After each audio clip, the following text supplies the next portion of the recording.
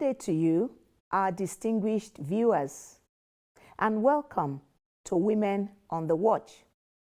Women on the Watch is an initiative of the Shapers Arc, and it is aimed at exposing time-tested principles for your personal and relationship development. My name is Wonu Adetayo. Last week, we discussed the subject of the balancing act, and we looked at the story of Deborah. It is my hope that following the balancing act steps have helped you attain a better balanced life. Today's topic is tactfulness, and our case study is Abigail. Our Bible text is taken from 1 Samuel chapter 25, verses 14 to 17. 1 Samuel 25, 14 to 17. But one of the young men told Abigail, Nabal's wife, saying, Behold, David sent messengers out of the wilderness to salute our master, and he railed on them. But the men were very good unto us, and we were not hurt. Neither did we ever miss anything, as long as we were conversant with them when we were in the fields. They were a wall unto us, both by night and day. All the whole we were with them, keeping their sheep. Now therefore, know and consider what thou wilt do, for evil is determined against our master and against all his household. For he is such a son of Belial that a man cannot speak to him. Please pay attention as we watch and listen to the story of Abigail. Today's episode is titled Tactfulness, and it is based on the story of Abigail as can be found in 1 Samuel chapter 25, starting from verse 2 to 35. 1 Samuel 25, verse 2 to 35. Abigail was a beautiful and understanding woman who was unfortunately married to a very difficult but very wealthy husband named Nabal. The couple was described in 1 Samuel chapter 25 and verse 3. Abigail was said to be a woman of good understanding, and she had a cheerful, welcoming expression on her face. But the husband Nabal was described as evil and of a rude and bad disposition. One fateful day, Nabal, out of the abundance of his wealth, was about to organize a feast in his house. David heard about this and sent some of his men to speak kindly and respectfully to Nabal, and to request Nabal to give David and his men some of Nabal's abundant supply of food and drinks. Despite their respectful approach and their reference to the kindness that David and his men had shown to Nabal's staff in protecting Nabal's goods, Nabal blatantly rejected their request and was indeed very rude to David and his men. In anger and indignation at this rude treatment, David ordered his 200-strong army to immediately plan an attack on Nabal and to ensure the destruction of every male in Nabal's household. Due to the welcoming nature of Abigail, the news of this plan was brought to Abigail's notice by the servants of Nabal. Abigail, without wasting time, sprang into action immediately and tactfully handled this delicate case, which initially preserved Nabal's household, including Abigail herself. But more significantly, Abigail's tactfulness prevented David from the unnecessary shedding of innocent blood, which might have disqualified him from fulfilling his destiny of becoming the king of Israel.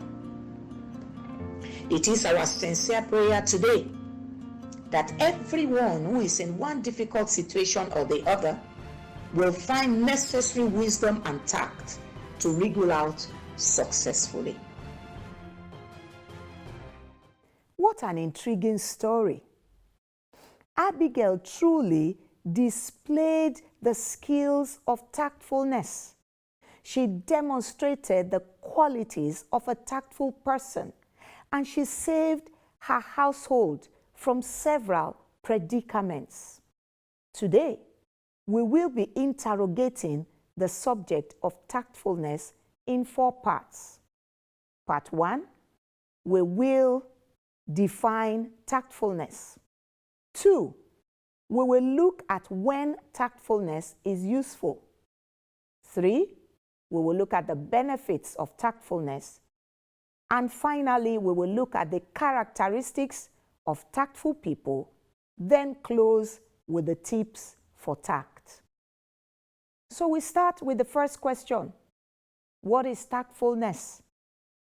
Tactfulness refers to the exercising of consideration in dealing with others and avoiding giving of offense. Abigail clearly gave due consideration to David's person, David's request, and she avoided giving offense, which is the exact opposite of what her husband Nabal did. 1 Samuel 25, verses 23 and 24. And when Abigail saw David, she hasted and lighted off the ass and fell before David on her face and bowed herself to the ground and fell at his feet and said, Upon me, my Lord, upon me, let this iniquity be, and let thine handmaid, I pray thee, speak in thine audience, and hear the words of thine handmaid. By the time Abigail acted that way, she was being tactful. She considered the feelings of David, the person of David, and she conducted herself in that manner. What is tactfulness? Tactfulness is also the ability to determine the right thing to say and do under stressful circumstances. Abigail was able to act rightly and even speak correctly under pressure because she knew that David was already pursuing them.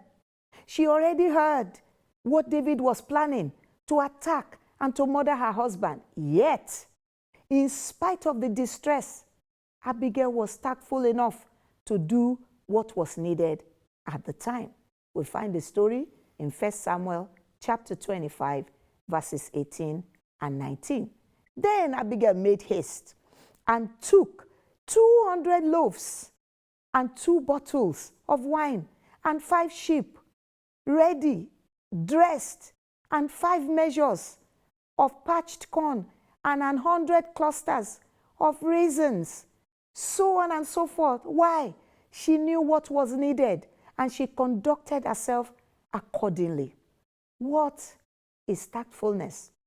On a third level, we can define tactfulness as showing skill and sensitivity in dealing with people.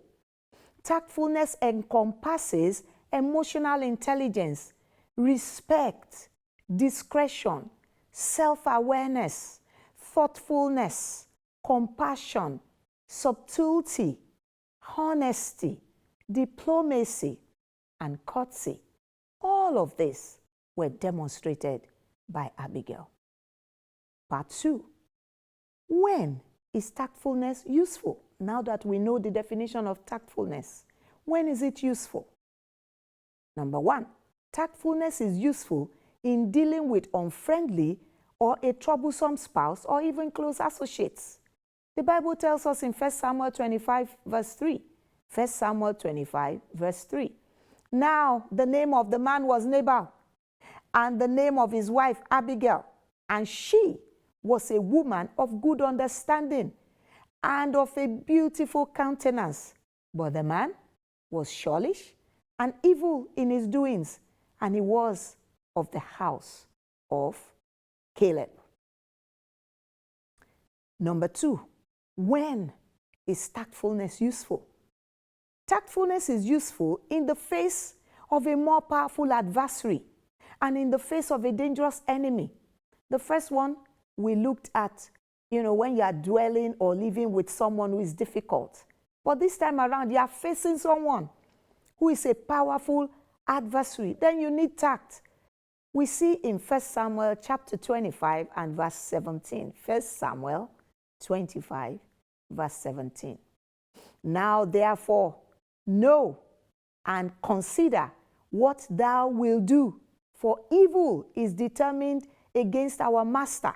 We can see clearly in this particular case, Abigail and her husband, they were facing a very dangerous enemy.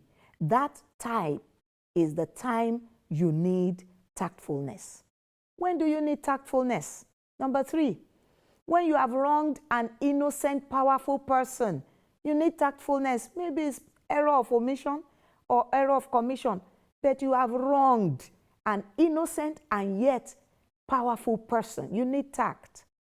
In 1 Samuel 25, verse 14, 1 Samuel 25, verse 14, it says, but one of the young men told Abigail, Nabal's wife, saying, hey, behold, David sent messengers out of the wilderness to salute our master, and he railed on them.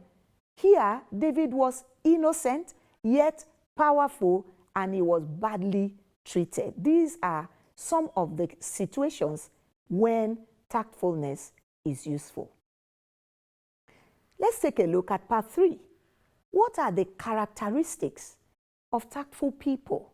And we will be using the acronym TACT for the characteristics of tactful people. T, they are timely, so timeliness. A, approachability or accessibility. C, courteousness. T, thoughtfulness. These are the 4 characteristics of tactful people. Let's take each one in turn. The first one, timeliness. Tactful people are mindful of timing in their words and action. Abigail acted swiftly to correct Nabal's error. If she delayed, there's no way their family would have survived. Tactfulness requires timeliness. Being tactful requires timeliness in dealing with sensitive matters, which Abigail did. She hasted in 1 Samuel 25:18. She hasted, she made haste and prepared things so that she could do what was needed in a timely manner. The second characteristics of tactful people is approachability and accessibility. Tactful people are approachable. It was because Abigail was approachable that the servants could come to her to tell her what was intended. Many of us, when we are unapproachable, junior staff, lower level staff, will find it very difficult to come to us. A third characteristic of tactful people is courteousness.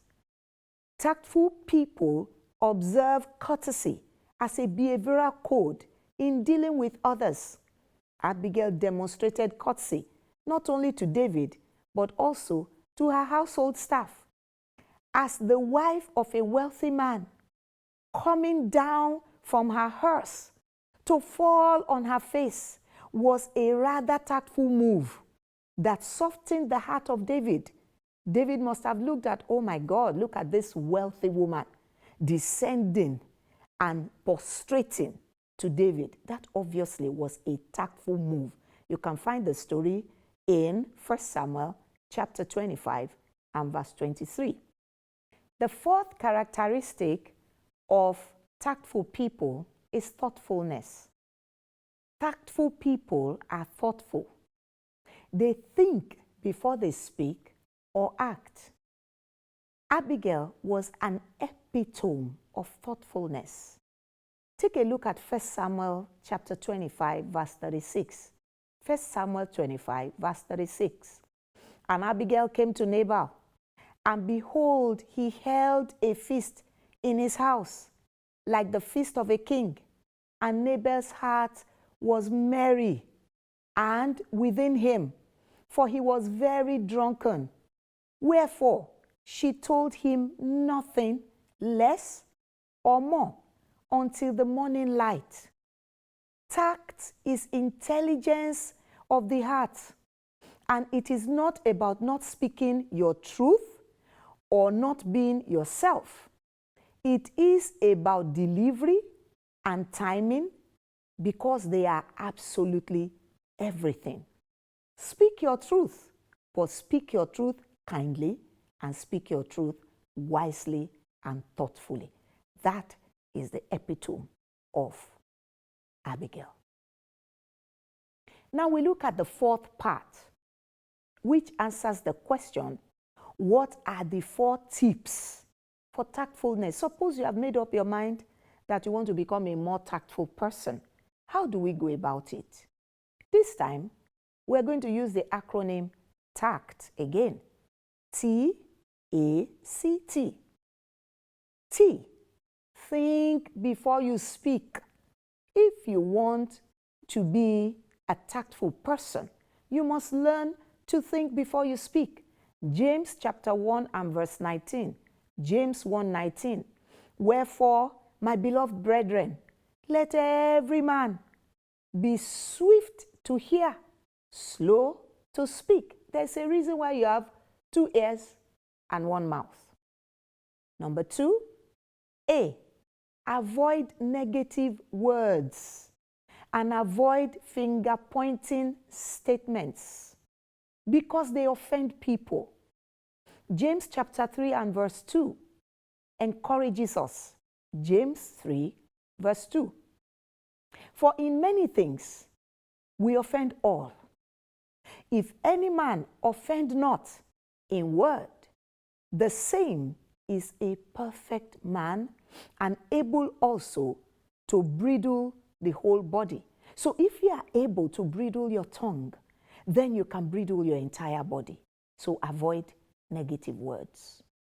Number 3, C, calmly and compassionately, and note the words, calmly, compassionately, and courteously respond to people.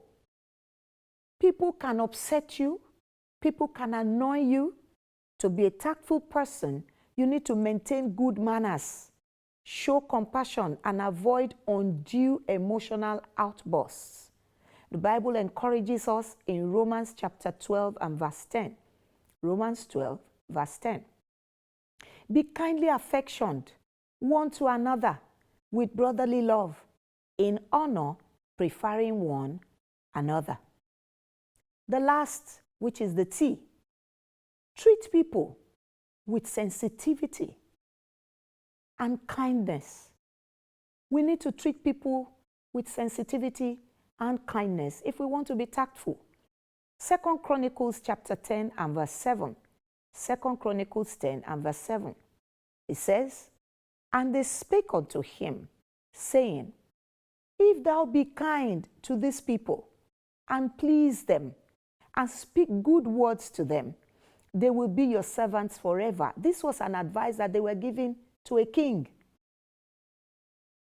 I pray that God will help us to learn how to be tactful.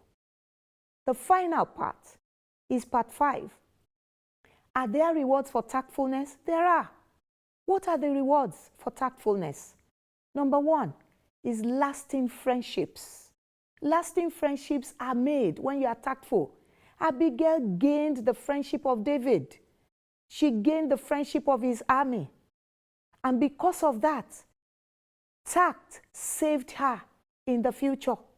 Isaac Newton says, tact is the art of making a point without making an enemy. You can make a point without making an enemy, and you get a good reward. The second reward is aversion of unnecessary war. Aversion of unnecessary war. We see that because Abigail was tactful, the war that would have happened between David and the household of Abigail was averted. So you can avert war, you can avert bloodshed when you are tactful. The third benefit is prevention of offense and unkindness to others. When you are tactful, you are able to prevent offense. You are able to prevent unkindness. Abigail was able to prevent offense to David, and she was able to prevent offense to David's men. Number 4, the fourth benefit is protection of family members and preservation of godly values. When you are tactful, your family members are protected. Abigail's family members were protected from destruction because of her tactfulness. She was able to preserve godly values because she also prevented David from causing unnecessary bloodshed. What else is the benefit of tactfulness? Number 5, and the most beautiful, promotion to higher status in life. When you are tactful, you will always be the preferred choice to be lifted. You will always be the preferred selection for promotion. It happened to Abigail. We see that as soon as David became king, he immediately sent for Abigail. She never dreamt of it, she never thought of it, but that is the promotion that tactfulness gave to Abigail. In summary, I wish to quote the words of Orlando, and he says, tact is the ability to make a person see lightning without letting him feel the bolt. The ability to make a person see lightning without letting him see the bolt. This is Orlando A. Batista. Abigail's story underscores the potent values of tactfulness for us as individuals, as families, as friends, and as societies.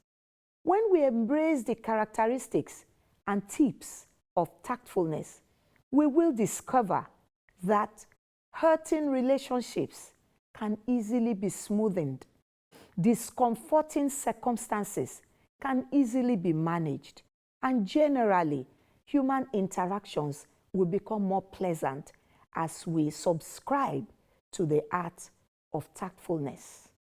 Today, we would like to end the episode with the quote of Winston Churchill, which says, "We are masters of unsaid words.